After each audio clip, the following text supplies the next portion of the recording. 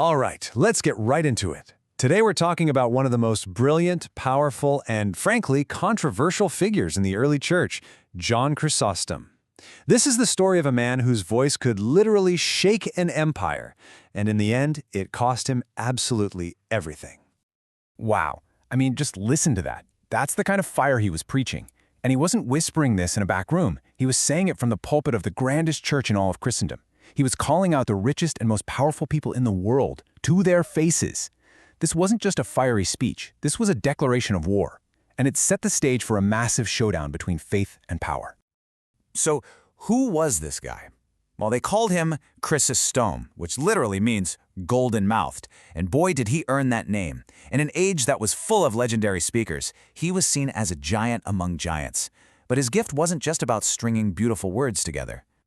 No, for John, preaching was a life-or-death situation. You've got to understand, for him, the pulpit wasn't a stage, it was a battlefield.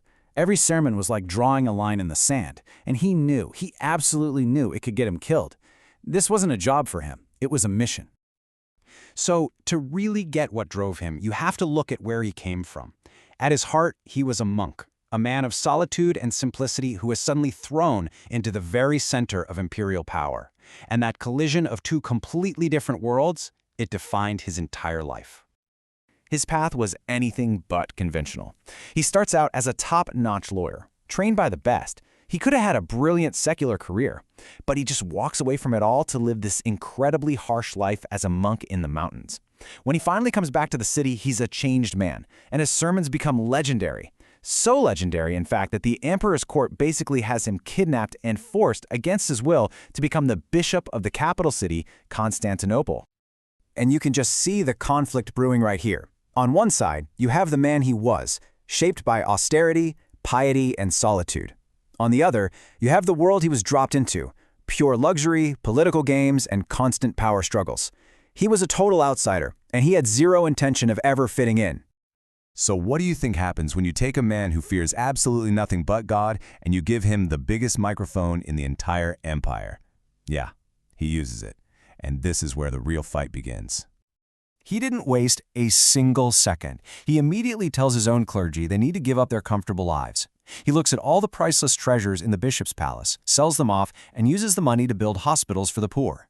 He starts auditing the church's books, and from that famous pulpit in the Hagia Sophia, he just unloads on the city's elite. So the result? The poor absolutely loved him. Everyone else? Well, they started making plans to get rid of him. And if you need one story that shows what he was all about, look no further than this guy, Eutropius. He was the powerful court official who got John the job in the first place, thinking he'd have a puppet he could control. Instead, John immediately defies him over the rights of refugees. But then, and this is the amazing part, when the political winds change and a mob wants to kill Eutropius, who steps in to save his life? John Chrysostom. He protects his own enemy, using the very same principle he fought for earlier. It proved he wasn't playing politics, he was living by his principles no matter what. But you can't make waves like that without making a truly powerful enemy. And his was the Empress Eudoxia. She was convinced that every sermon he gave about wealth, vanity, and decadence was a thinly veiled attack aimed right at her. And you know what? She was probably right. She felt the eyes of the whole city on her whenever he spoke, and she decided, very simply, this man has got to go. And so, the trap was set. The Empress and her allies made their move, kicking off the dramatic final act of his life. Their plan was to send him away, thinking he'd just be forgotten. They were about to find out how wrong they were. So, pushed by Eudoxia, the emperor, a pretty weak guy named Arcadius, signs the order. John Chrysostom is officially banished. But the moment the news hits the streets of Constantinople, the city just explodes. The common people, the ones he'd always fought for, pour into the streets, and it's on the verge of a full-blown revolution. And then, as if on cue, that very same night, a powerful earthquake shakes the city. You just can't make this stuff up. To everyone, especially the Empress, it felt like a sign, like judgment from heaven. Totally panicked, Eudoxia herself runs to the emperor and begs him to bring John back immediately. And he returns in triumph, carried on the shoulders of the crowd like a hero. But a parade doesn't really solve the problem. The emperor still couldn't stand him, the rich still wanted him gone, and John wasn't about to change. It was only a matter of time.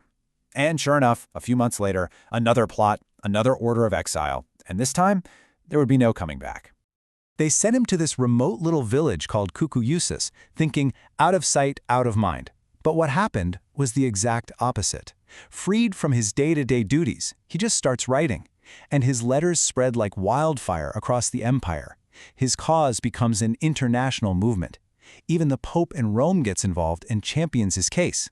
The move that was meant to silence him actually gave him a global megaphone. While his enemies back in court saw this happening, and they got desperate, so they gave another order, move him again, to an even more remote, even more miserable spot on the Black Sea. And it's pretty clear his guards were given secret instructions. Make sure he doesn't survive the journey. They forced this old, sick man on a brutal march in terrible weather until his body just gave out. As he lay dying in a small chapel on the side of the road, he gave one last sermon. It was just 6 words, but it perfectly captured everything his life had been about. So, it's an incredible story, but why does it matter so much today? Because what happened to this one man had huge historical consequences. His personal tragedy ended up shaping the relationship between church and state for the next 1,000 years. And the best way to understand his legacy is to compare him to another bishop at the time, a guy named Ambrose out in the West. Look at this. Ambrose goes head-to-head with a really powerful emperor, and Ambrose wins. He humbles the emperor, setting a precedent that the church could be independent from and sometimes even more powerful than the state. But in the East, Chrysostom goes up against a weak emperor, and he loses. He's banished and killed. And that sets the opposite precedent. The emperor is supreme, and the church answers to him. 2 men, 2 showdowns, and 2 completely different outcomes that sent the Eastern and Western worlds down very different paths. And that really brings us to the final question, doesn't it? By any worldly measure, John Chrysostom was defeated. He lost his position, his city, his health, and his life. But just 30 years later, they were bringing his body back to Constantinople to be honored as a saint, and his words are still studied today. Nobody even remembers the name of the emperor who exiled him. So it makes you wonder, when conviction goes up against power, what does it really mean to win?